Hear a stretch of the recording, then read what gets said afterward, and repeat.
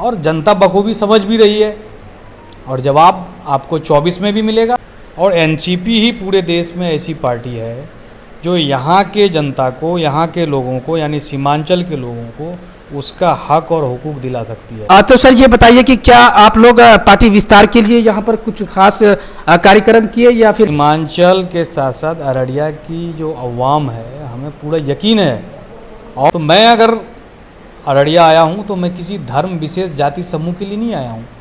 स्वागत है आप सभी का हमारे चैनल पर। इस वक्त हमारे साथ मौजूद हैं मोहम्मद राहत कादरी साहब।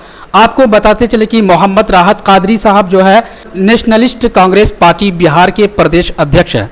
इस वक्त वो हमारे साथ हैं, उनसे खास बातचीत करने के लिए हम मौजूद हैं यहाँ पर। और सबसे पहले बहुत बहुत स्वागत है सर आपका हमारे चैनल पर। शुक्रिया। सर चूँकि आज आपका सीमांचल का दौरा है और विशेष तौर पर आज आपने अररिया को चुना है, क्या खास मकसद है यहाँ लेकर? देखिए, अररिया की जो धरती है, जो यहाँ की ज़मीन है, जितनी जरखेज़ है, हमें लगता है कि इस ज़मीन को लूटने के लिए किसी ने भी कसर नहीं छोड़ी। लेकिन जो हमारा यहाँ आने का मकसद है, जो जो यहाँ की ज़मीन वो जरखेज़ है, तो जो फ़ायदा है वो यहाँ के लोगों को मिले और उनको उनका हक दिलाने के लिए हम इस धरती और ज़मीन पे आए हैं। और मुझे पूरा यकीन है कि जो हमारे पार्टी के जिला अध्यक्ष मोबिनुल हक साहब, पार्टी के महासचिव, पूर्व जिला पार्षद जो हैं अरशद साहब, वो इस ज़मीन को सींचने का पूरी कोशिश करेंगे। और हमने आपस में बातचीत के क्रम में ये भी कहा है कि जो एनसीपी है वो जन जन तक पहुंचनी चाहिए।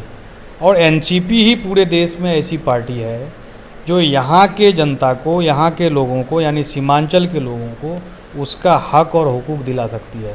और पहले भी हमने इस लड़ाई को लड़ा है और अब इस लड़ाई को हम तेज करेंगे।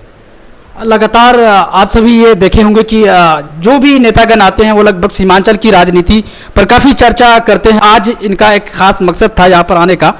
तो सर ये बताइए कि पार्टी विस्तार के लिए क्या रणनीति तैयार की आगे के लिए आप लोग? देखिए, हमारा एक जो पार्टी की जो जिला की कोर कमेटी है उनके साथ बैठक थी। उसके बाद हम अपने जिला अध्यक्ष से जो रणनीति है कि जिला में पार्टी का विस्तार को व्यापक स्तर पर कैसे किया जाए उस पर चर्चा की है। और आने वाले समय में आप लोगों को दिखेगा भी।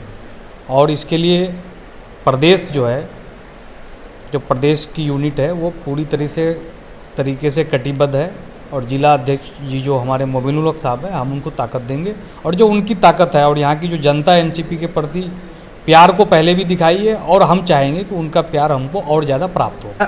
जिस प्रकार से आपका यहाँ दौरा हुआ है अररिया में, तो क्या लगता है कि आपकी ये पार्टी यहाँ पर मुकम्मल तौर पर जगह बना पाएगी? और कैसे हमें सीमांचल के साथ साथ अररिया की जो अवाम है हमें पूरा यकीन है और हम उस यकीन के साथ ही यहाँ आए हैं कि हमें उनका प्यार मोहब्बत बेशुमार मिलेगा और पहले भी मिला है। और आपने कई चीज़ों को पहले भी देखा होगा। जो एनसीपी के हमारे नेता रहे तो वो आते थे यहाँ और यहाँ के लोगों ने कई बार उस मोहब्बत को लौटाया भी है। जो मोहब्बत हमने किया है उस मोहब्बत को लौटाया ही है।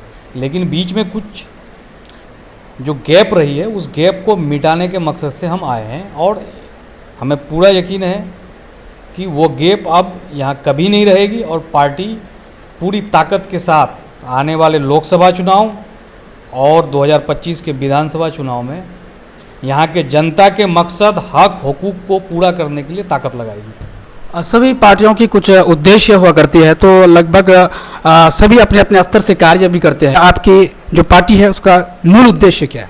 कार्य करने का जो तरीका है, जो मूल उद्देश्य जो पार्टी का है, हम सेक्युलरिज्म के मानने वाले हैं। धर्मनिरपेक्षता जो है इस पार्टी की सबसे बड़ी ताकत है और रीढ़ की हड्डी है।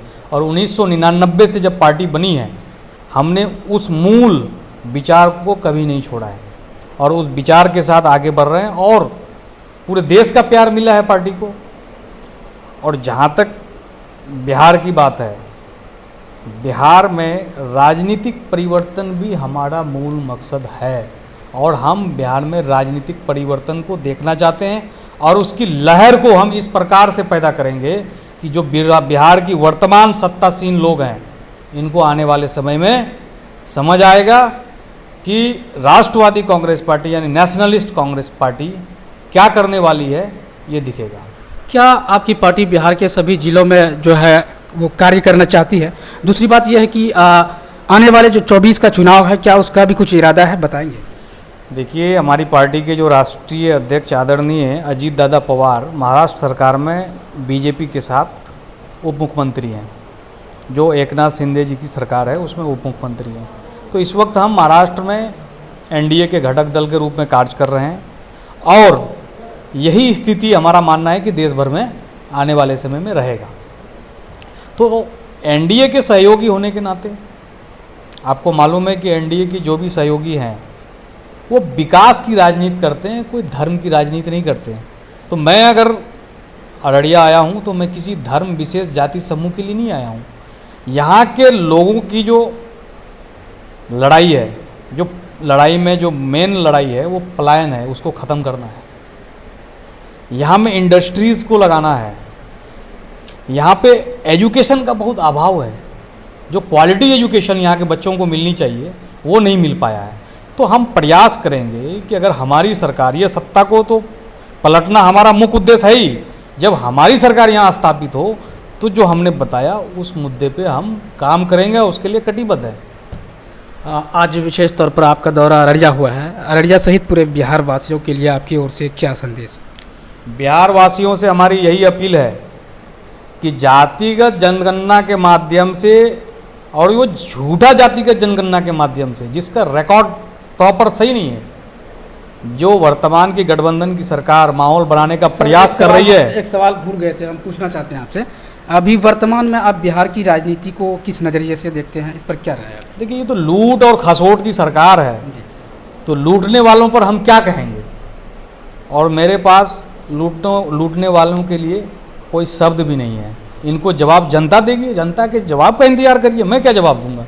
मैं तो जनता को कहने आया हूँ कि समय आ गया है, लूटने वालों को जवाब देने की आवश्यकता है और जनता बखूबी समझ भी रही है, और जवाब आपको 24 में भी मिलेगा और 25 में भी मिलेगा।